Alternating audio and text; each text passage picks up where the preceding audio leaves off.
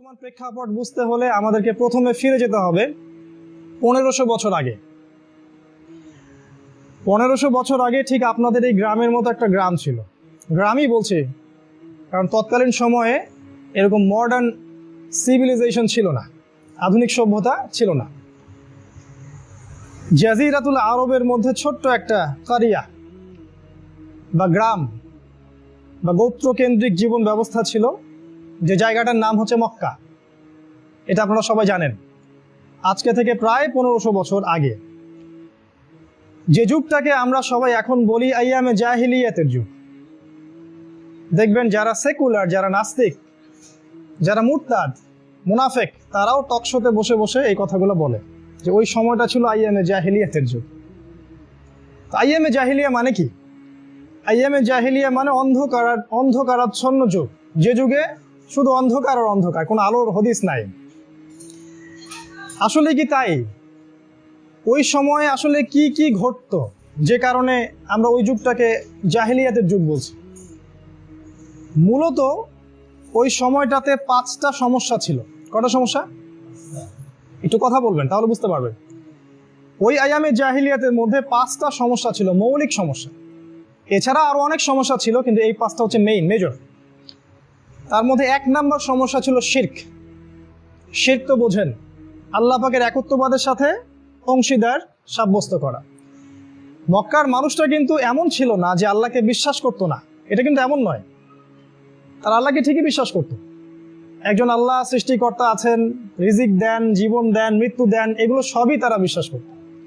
কিন্তু আল্লাহ পাকের বিধানগুলো তারা সমাজে বাস্তবায়ন করতো না। আবু জেহেলের নাম শুনেছেন? আবু জেহেল বদরে যখন যাচ্ছে আমাদের নবীর বিরুদ্ধে যুদ্ধ করতে, তখন সে গিয়েছিল প্রথমে কাবা ঘরে। কাবা ঘরে গিয়ে বলেছিল আল্লাহুম্মা ইন কুনতা তা'লাম, আল্লাহর কাছে দোয়া করছিল, হে আল্লাহ আপনি যদি জানেন যে আন্না মুহাম্মাদান আলাল হক, যে মুহাম্মাদই হকের উপরে আছে, ফানসুরহু, তাহলে তাকেই সাহায্য করেন। ওয়া ইন কুনতা তা'লাম, আর আপনি যদি জানেন যে নাহনু আলাল হক, আমরা হকের উপর আছি, ফানসুরনা, আমাদেরকে সাহায্য করেন। তাহলে কি বোঝা গেল? আবু জেহেল আল্লাহ বিশ্বাস করত। তাহলে ওকে এই যুগের ফেরাউন কেন বলা হয়? সে আল্লাহ পাককে বিশ্বাস করতো ঠিকই, তার রুবুবিয়াত ঠিকই বিশ্বাস করত, উলুহিয়াত মানে ইবাদত বন্দেগী এবং হুকুম আহকাম বাস্তবে আমলে প্রতিফলন করতো না। যাই হোক, তো তখনকার মেজর প্রথম সমস্যা ছিল শিরক। এর মানে এই নয় তারা আল্লাহকে বিশ্বাস করতো না, তার ইবাদতের জীবনে, সামাজিক জীবনে, পারিবারিক রাষ্ট্রীয় জীবনে আল্লাহর সাথে অন্য ইলাহদেরকে শরিক করতো। ঠিক যেমন তারা আল্লাহ বিশ্বাস করতো, কিন্তু লাত, উজ্জা, হুবল, মানাত এইসব মূর্তি পূজা করতো। তারা বলতো মা না'বুদুহুম লিয়ুকাররিবুনা ইলাল্লাহি যুলফা, আমরা শুধু এই কারণেই এদের ইবাদত করি যে এরা আমাদেরকে আল্লাহ পর্যন্ত পৌঁছে দিবে। এখনো কিন্তু কিছু মানুষ মৃত মানুষের ইবাদত করে না? কবরসহ অনেক মানুষের কাছে আপনারা সাহায্য চাই না? আমরা চাই, আমরা বলি যে এই মানুষ, এই বুজুর্গ আমাকে আল্লাহ পর্যন্ত পৌঁছে দিবে। একই ব্যাপার, ওদের কনসেপ্ট একই ছিল। এটা ছিল 1 নম্বর সমস্যা। 2 নম্বর সমস্যা ছিল সুদ। সমাজে রন্ধ্রে রন্ধ্রে সুদ ছিল। সুদ তো বোঝেন, ইন্টারেস্ট। আধুনিক ব্যাংকিং সিস্টেমের ভাষায় ইন্টারেস্ট মানে 10 টাকা দাও, তোমাকে আমি 15 টাকা দিব। আর আমরা মনে করি এর মধ্য দিয়ে দারিদ্রতা দূর হয়ে যাবে, লাভ হবে আমার। ওই যে 5টা টাকা বেশি দিবে, এই 5টা টাকা আরো 10 জনের রক্ত চুষে সে নিয়ে আসছে। ওই 10 জন যে আবার ফকির হয়ে গেল, এটা তো বুঝতে পারি না। ওদিকে আমি পরে আসছি। তো ওই সময়কার দ্বিতীয় প্রধান সমস্যা ছিল সুদ। সমাজের বেশিরভাগ মানুষই সুদখোর ছিল। খুব সংক্ষেপে বলছি, বুঝে নেবেন। 3 নম্বর সমস্যা ছিল মাদক দ্রব্যের ব্যাপক প্রচলন। আইয়ামে জাহিলিয়াতের ম্যাক্সিমাম মানুষ, স্পেশালি যুব সমাজ, মাদক দ্রব্যের সাথে সম্পৃক্ত ছিল। তারা, আমরা যেমন এখন ডাল ভাত খাই, ঠিক সেভাবে তারা মাদক সেবন করত। খুব কম মানুষ খুঁজে পাওয়া যেত যারা মাদক দ্রব্য গ্রহণ করতো না। 4 নম্বর সমস্যা ছিল নারী জাতির অবমাননা। মক্কায় নারীদেরকে মর্যাদা দেওয়া হতো না, নারীদেরকে পণ্য মনে করা হতো, হাট বাজারে বিক্রি করা হতো। বৈবাহিক অধিকারটুকুও ছিল না, মানে বিবাহ ছিল একটা ছেলে খেলার মতো আর। খুব কম ফ্যামিলির মধ্যে এখনকার যে বিয়ে সেটা হতো, এখনকার যে ট্রেডিশনাল বিয়ে এটা খুব কম ফ্যামিলিতেই হতো, বেশিরভাগ ফ্যামিলিতেই বিয়ের নামে জেনা হতো আর কি। আপনি চাইলেন একটা মেয়েকে বিয়ে করলেন, আবার কয়েকদিন পর ছেড়ে দিলেন, এমন একটা সিস্টেম ছিল আর কি। আবার সন্তান নেওয়ার সিস্টেম ছিল এমন যে অনেকগুলো ছেলে মিলে একটা মেয়ের সাথে সেক্সুয়াল রিলেশনশিপ করতো, মানে সহবাস করত। তারপর মা বলতো যে কে হচ্ছে ছেলের বাবা, সেভাবেই তার সাথে পরে বিয়ে হতো। এমন জাহেলি যুগ 1500 বছর আগে চলে গেছে। এটা 4 নাম্বার। আর সম্পত্তির অধিকার তো দেয়া হতোই না মোটে। আর 5 নাম্বার সমস্যা ছিল যে গোত্রীয় দ্বন্দ্ব, মানে ছোট ছোট ব্যাপার নিয়ে গোত্রে গোত্রে দ্বন্দ্ব সৃষ্টি হতো এবং এত লম্বা যুদ্ধ হতো যে এক একটা যুদ্ধ 50, 60, 70, 80 বছর পর্যন্ত ছিল। একটা উদাহরণ দিচ্ছি। আইয়ামে জাহেলিয়াতে একবার একটা গোত্রের উট আর একটা গোত্রের ফসল খেয়ে ফেলেছিল। আপনারা হয়তো বুঝবেন আরো ভালো। একটা গরু ছাগল অন্য গোত্রের ফসল খেয়ে ফেলেছে। তখন যার ফসল খেয়ে ফেলেছিল সে গিয়ে ওই উটটাকে হত্যা করে, এবং যার উটকে এবার হত্যা করা হলো সে গিয়ে ওই ব্যক্তিকে হত্যা করে। এই 2 গ্রুপের যুদ্ধ শুরু হয়ে গেল। 80 বছর পর্যন্ত এই যুদ্ধটা ছিল মক্কায়।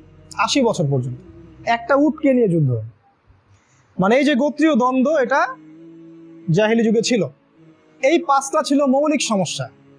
আমি আবার বলছি, 1 নাম্বার ছিল শিরক। এখন যারা বিচক্ষণ শ্রোতা আছেন এখানে তারা বুঝতে পারবেন। আমি আপনাকে কম্পেয়ার করতে বলছি, মানে ওই যুগটা এবং এই যুগটাকে মিলাতে বলছি। আমি বলেছি এই যুগটাকে বুঝতে হলে আপনাকে জাহেলি যুগ বুঝতে হবে। ওই যুগটাতে ছিল শিরক, এখন এই যুগে শিরক নাই। এই যুগে কোটি কোটি মানুষ আল্লাহকে পরোয়া করে না, তারা অমুসলিম এবং তাদের সংখ্যাই বেশি। মুসলিমদের মধ্যে লক্ষ লক্ষ কোটি কোটি মুসলিম আল্লাহর দ্বীনের পরোয়া করে না, আল্লাহ পাকের হুকুম আহকাম যে বাস্তবায়ন করতে হবে সেটার পরোয়া করে না। 5 ওয়াক্ত সলাতও ঠিকঠাক মতো আদায় করে না।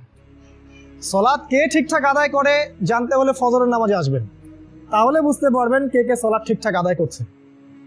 জোহরে আসলে বুঝতে পারবেন না। তো এখন হচ্ছে এই অবস্থা। ওই সময় শিরিক ছিল, এই সময় শিরিক আছে। এখন ধর্মের নামে শিরিক আছে। যেমন ধর্মের নামে আমরা আল্লাহ ছাড়া অন্য কারো কাছে চাই, সাহায্য চাই। আমরা কবর পূজা শুরু করেছি, আমরা মাজার পূজা শুরু করেছি, আমরা মরা মানুষের পূজা করছি, আমরা আল্লাহকে পাওয়ার জন্য মাধ্যম ধরছি। মুসলিমরাই কাজ করছে, অমুসলিমদের কথা বাদ দেন, করছি না এগুলা। কোটি কোটি আমাদের বাংলাদেশে শিরকের আকড়া আছে, যেখানে রাতের বেলা মেয়ের নাচ হয়, মেয়েরা নাচে, আর দিনের বেলা গাঁজা খায়। কোটি কোটি, সারা দেশ ঘুরে দেখবেন, বুঝতে পারবেন। এটা ধর্মীয় শিরিক। সময় কম, শর্ট করে বলছি। অর্থনীতির জীবনে শিরিক আছে। আল্লাহ পাক বলেছেন এরকম অর্থনৈতিক জীবন পরিচালিত করো, আর মুসলিমরা বলছেন না, ওগুলো আমরা মানি না। আমরা ইসলামী অর্থনীতি মানি না, আমরা সুদ ভিত্তিক প্রোগ্রেসিভ অর্থনীতি মানি, যেখানে 10 টাকা দিলে 15 টাকা পাওয়া যায়। এবং এই অর্থনৈতিক ব্যাংকিং সিস্টেম সারা দেশে ছড়াই গেছে। এবং আমি এসে শুনলাম যে আপনাদের গ্রামেও নাকি 15টা এনজিও আছে। সবাই স্বপ্ন দেখায় আপনারা বড় হবেন এবং সুদ খাওয়ার সুন্নত চালু করেছে। আর কেউ ওদের সামনে দাঁড়িয়ে বুক ফুলিয়ে বলার সাহস পায় না যে নবী সাল্লাল্লাহু আলাইহি ওয়াসাল্লাম বলেছেন যে ব্যক্তি সুদ খায় তার সবচেয়ে নিম্ন পাপ হচ্ছে সে তার মায়ের সাথে জিনা করে। সুবহানাল্লাহ পড়বেন না? সুদ খাওয়ার সবচেয়ে নিম্ন পাপ, সবচেয়ে ছোট পাপ, উঁচু পাপ না। সুদের 73টা শাখা আছে পাপের, কোন হাদিসে 70টা। তার সবচেয়ে নিম্ন শাখা হচ্ছে মায়ের সাথে জিনা করা, মানে মাকে ধর্ষণ করা। কথা তো বুঝতে পারে না জিনা কি জিনিস। মাকে রেপ করা। নিজের মাকে কেউ রেপ করতে পারে? এমনি তো রেপ করার শাস্তি হচ্ছে মৃত্যুদণ্ড। ইসলামে একজন কেউ যদি রেপ করে বা ধর্ষণ করে তার শাস্তি কি? মৃত্যুদণ্ড। আজকে দেখবেন পত্রিকা খুলবেন, খবর দেখবেন খালি ধর্ষণের সংবাদ, তাই না? দেখেন না? আর এগুলোতে আবার জড়িত থাকে শীর্ষস্থানীয় যারা, তারাই সোনার ছেলেরা আর কি। তো কেউ একবারও এদেরকে বলতে সাহস পায় না যে ইসলামে রেপিস্টের শাস্তি হচ্ছে তাকে মৃত্যুদণ্ড দিতে হবে, এবং সেটা প্রকাশ্যে। এটা যদি বাস্তবায়ন করা হয় তাহলে ধর্ষণ করার সাহস পাবে মানুষ? ইসলামের শাস্তি, কেউ যদি চুরি করে প্রকাশ্যে তার হাতটা কেটে ফেলতে হবে কবজি পর্যন্ত। কেউ যদি ডাকাতি করে ডান দিকের হাত বাম দিকের পা, বাম দিকের পা ডান দিকের হাত কেটে ফেলতে হবে। ছিনতাই করলে একই শাস্তি। কেউ যদি জিনা করে 100টা বেত্রাঘাত, 100 লাঠি পিটাতে হবে। বিবাহিত ব্যক্তি যদি জিনা করে, নাউজুবিল্লাহ, তাহলে তাকে রজম করতে হবে, পাথর নিক্ষেপ করে হত্যা করতে হবে। আর যদি কেউ কাউকে হত্যা করে অন্যায়ভাবে একজন একজনকে হত্যা করলো, যেটা হচ্ছে এখন সারা দেশে, শাস্তি হচ্ছে তাকেও হত্যা করতে হবে। অবশ্যই এগুলো ইসলামী স্টেটের গভর্নমেন্ট করবে, যে কেউ করতে পারবে না। আমাদের কিতাবের মধ্যে আছে কোরআনে চোখের বদলে চোখ, হাতের বদলে হাত, কানের বদলে কান, নাকের বদলে নাক, দাঁতের বদলে দাঁত, একদম ইকুয়াল। আর কিফা উনকে রম, মানে ইকুয়ালি শাস্তি দিতে হবে। এগুলো বলার কেউ সাহস পাচ্ছে না এখন মিম্বর থেকে। আমরা অবশ্য আরো বড় কাজে ব্যস্ত আছি, সেটা হচ্ছে আমরা আপোষের দ্বন্দ্বে ব্যস্ত আছি। কার তরিকাটা সহি, কার নামাজটা সহি হচ্ছে, হাত কোথায় বাঁধবো, তসবি কিভাবে ইয়া করতে হবে, তাই না, পায়ে পা লাগাবো কিনা, ফুলে দেন করবো কিনা, এগুলো নিয়ে আমরা ব্যস্ত আছি। আর এই লসগুলোর কথা যখন বলা হয় তখন তীর ছুড়ে দেওয়া হয় যে এরা হচ্ছে জঙ্গি, এরা মৌলবাদী, এরা সাম্প্রদায়িক, এগুলো সেই যুগে চলতো, এই যুগে চলে না। এগুলো হচ্ছে ধর্মীয় এবং অর্থনৈতিক শিরক। আল্লাহ পাক এগুলো শিরক বলেছেন। কোথায় বলেছেন? সূরা তাওবার মধ্যে আছে। আল্লাহ পাক বলেছেন যে আল্লাহর হালালকে যদি কেউ হারাম করে, ভালো করে বুঝবেন, আল্লাহ পাকের হালালকে কেউ যদি হারাম করে আর আল্লাহ পাকের হারামকে কেউ যদি হালাল করে, সুস্পষ্ট শিরক এটা। যেমন আল্লাহ পাক হালাল করেছেন যে আপনি আপনার ছেলে মেয়ের বিয়ে দিতে পারবেন 16 বছরে। 16 বছরে একটা মেয়ে সন্তান জন্ম দিতে পারে না, হায়েজ হয় না। 17 বছর একটা ছেলে, সে সন্তান জন্ম দিতে পারবে না। ইসলাম শরীয়ত অনুযায়ী তাদের বিয়ে জায়েজ।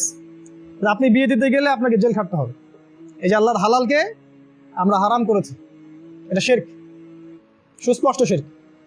আবার যেমন আল্লাহর হারাম, সুদ আল্লাহ হারাম করেছেন, আমরা হালাল করেছি। মদ আল্লাহ হারাম করেছেন, আমরা হালাল করেছি। লাইসেন্স আছে না মদের? গতকালকে নিউজ দেখলাম, এটা একটা মজার নিউজ, যে আমাদের ডিবি পুলিশরা ঢাকায় অনেকগুলো মদের বার জব্দ করেছে। অপরাধ হচ্ছে, তাদের অপরাধটা শোনেন, এই করোনাকালীন সময়ে তারা নাকি মদ হোম ডেলিভারি দিচ্ছিল। হোম ডেলিভারি বোঝেন? মানে অর্ডার করবেন, বাসায় এসে মদ দিয়ে যাবে। সুবহানাল্লাহ, কোন দেশে বাস করেন? তো আল্লাহ পাক যেটা হারাম করেছেন আমরা সেটা হালাল করেছি। ওদেরকে গ্রেফতার করা হচ্ছে এই অপরাধে যে ওদের লাইসেন্স নাই। লাইসেন্স থাকলে ইটস ওকে, এটা ঠিক ছিল। নাউযুবিল্লাহ।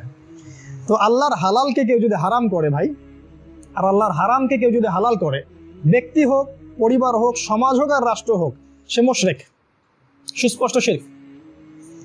এই শিরকটা ছোট করছি, এই শিরকটা ওই সময় ছিল, এই সময়ও আছে, জাহিলি যুগেও ছিল, এই সময় আছে। দ্বিতীয় যে পাপটা বলছিলাম সুদ, জাহিলি যুগে ছিল, এই সময় আরো বেশি আছে।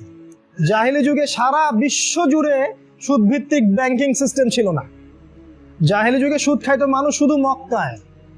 বিশ্বের প্রতিটা জায়গায়, প্রতিটা দেশ, প্রতিটা গ্রাম, প্রতিটা ইউনিয়ন, থানা, জেলা সুদের আন্ডারে। বাড়ি করবেন সুদি লোন, ব্যবসা করবেন সুদি লোন, আপনি কিছু করতে যাবেন সুদি লোন নিতে হবে। আর এটা ওদেরকে কেউ বলে না, বলার সাহস পায় না বা এই জ্ঞান রাখে না যে সুদ একটা কাজ করে সমাজে। সুদ কি কাজটা করে? ধনীকে আস্তে আস্তে আস্তে আস্তে আরো ধনী বানাতে থাকে এবং গরিবকে আস্তে আস্তে আস্তে আস্তে আরো গরিব বানাতে থাকে। এটা বাইরের চোখ দিয়ে দেখলে বুঝতে পারবেন না।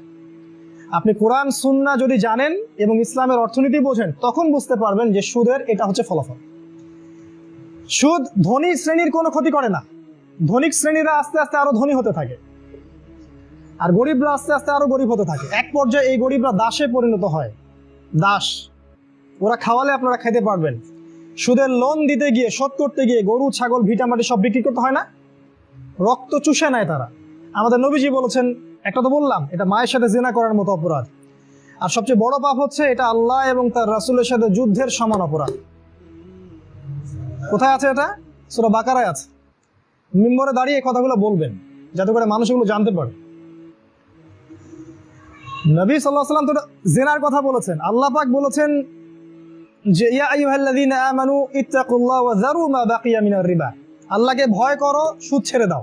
ফাইল্লাম তাফআলু, যদি তোমরা না করো, ফাআযানু বিহারবিন মিনাল্লাহি ওয়া রাসূলিহি, তাহলে আল্লাহ এবং তার রাসূলের সাথে যুদ্ধের ঘোষণা শুনে রাখো। উচিত ছিল আমাদের যে আমরা যুদ্ধ করব আল্লাহ এবং তার রাসূলের পক্ষে। তা আমরা সুদ খাওয়ার মধ্য দিয়ে তাদের বিপক্ষে যুদ্ধ করছি। শুধু আমরা করছি না, পুরো দেশই করছে। পুরো বিশ্ব আজকে আল্লাহ এবং তার রাসূলের বিরুদ্ধে যুদ্ধ করছে। এই জন্য বিশ্বে দেখবেন একটার পর একটা বালা মুসিবত, মহামারী, গজব, আযাব, দাবানল, এই সেই চলতে থাকবে। সামনে আরো বেশি বেশি আসবে। সামনে আরো বেশি বেশি মহামারী হবে, ভূমিকম্প হবে, জলোচ্ছ্বাস হবে, বন্যা হবে, আসমানের গজব আসবে, জমিনের বালা।